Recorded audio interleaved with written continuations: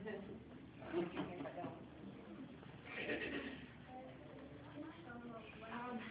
February of 2009, it hit me on late. I dismissed the thought thinking, there's no way I'm pregnant. But every woman knows you can't take that feeling, you know. So I went to the store, came home, I've got two confined. I was completely excited, what I've always wanted. But I couldn't believe it, so I took the next test. That showed me two confined too.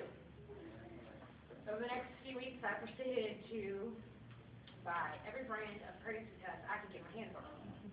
And I took every single one of them. Outcomes are all the same. I'm pregnant. I don't think I ever really comprehended it.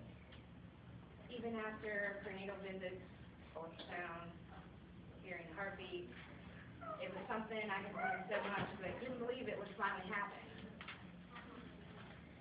So in May, I went to a routine visit. They told me I'd have a quad screening. They told me that it would test for abnormalities, birth defects, things of that nature.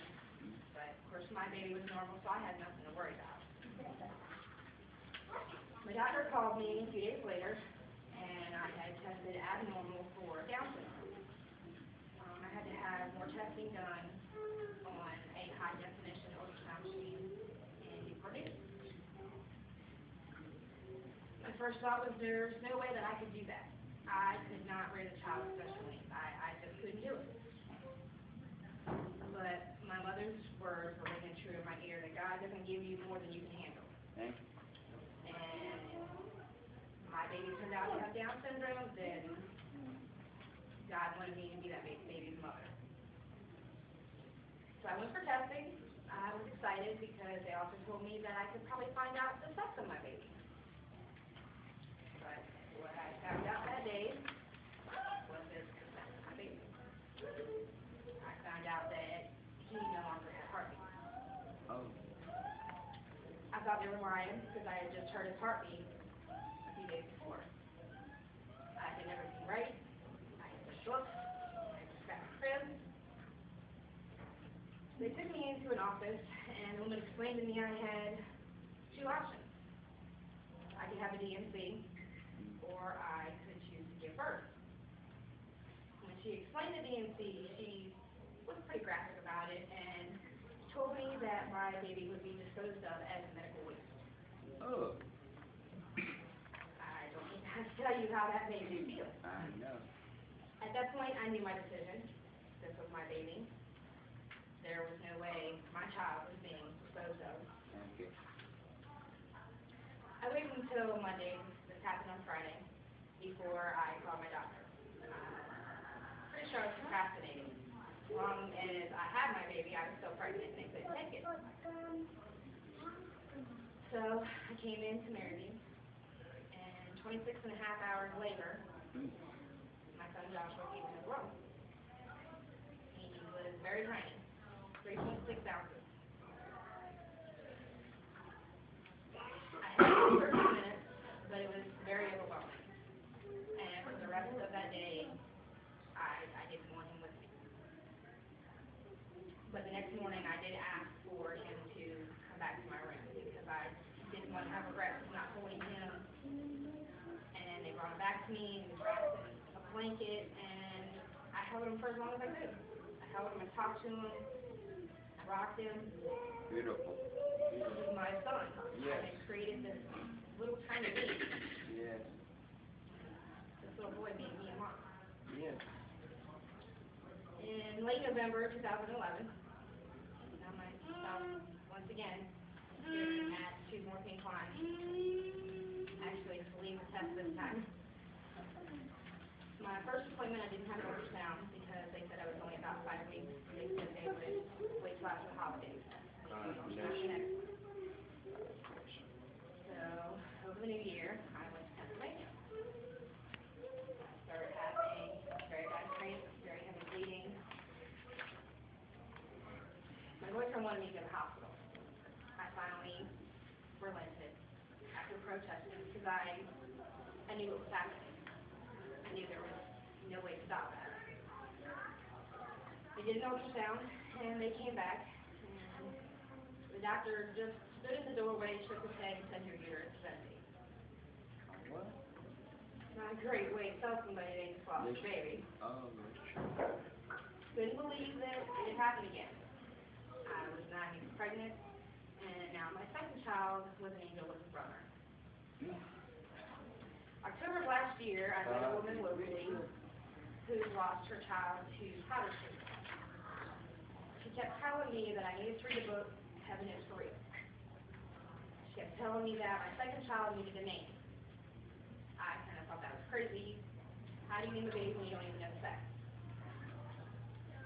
So I finally read it and I read it. And I figured out what she meant. And I'm going to read just a small little part of it. Okay.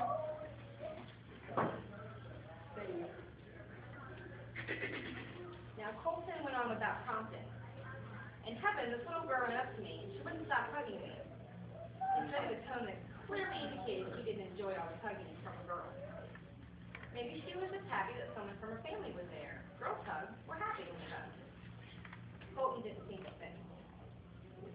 Sonia's eyes lit up, and she asked what was her name, what was the little girl's name.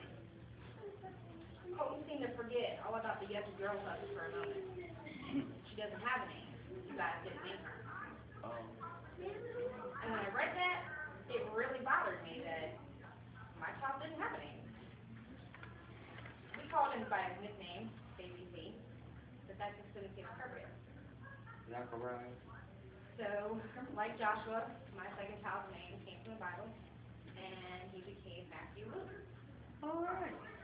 I may not ever know for certain if I would have had a boy or girl, but my baby has a name. Yes. Yes. With each of those losses, my life changed. I personally changed.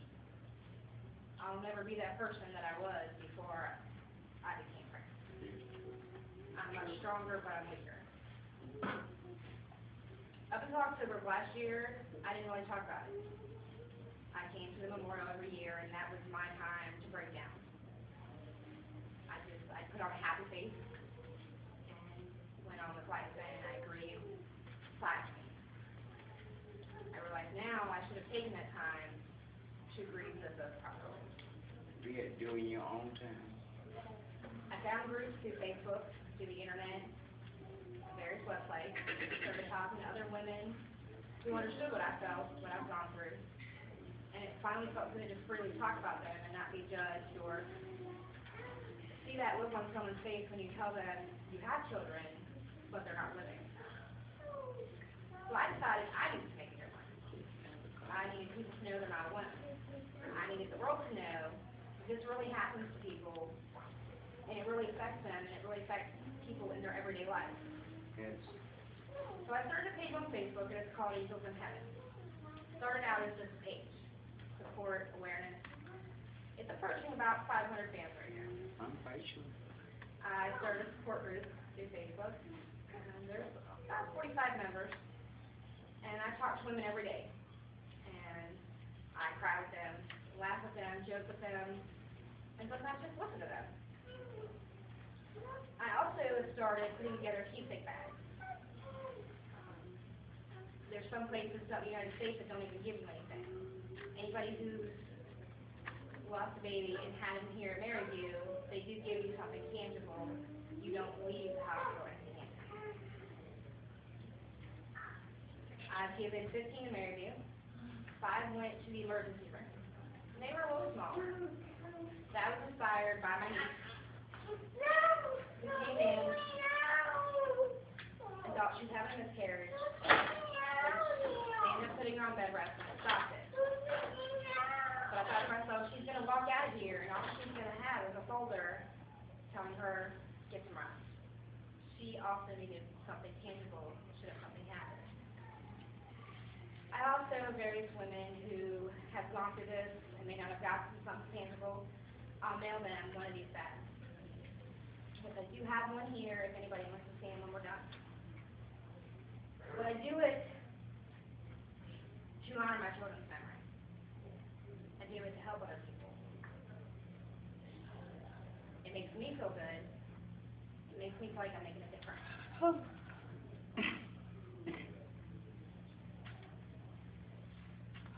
People who haven't gone through it don't understand it. It's not something that you just get over. You don't just lose a baby. When you find out you're pregnant, you start thinking of names and clothes and diapers and cribs and all the different things your baby's going to do. Baby's going to be president and you have all these hopes and dreams. When you lose a child, you've lost all those hopes and dreams. You've lost memories you could have created with that child. You've been robbed of first steps and first words and first day of school. That's why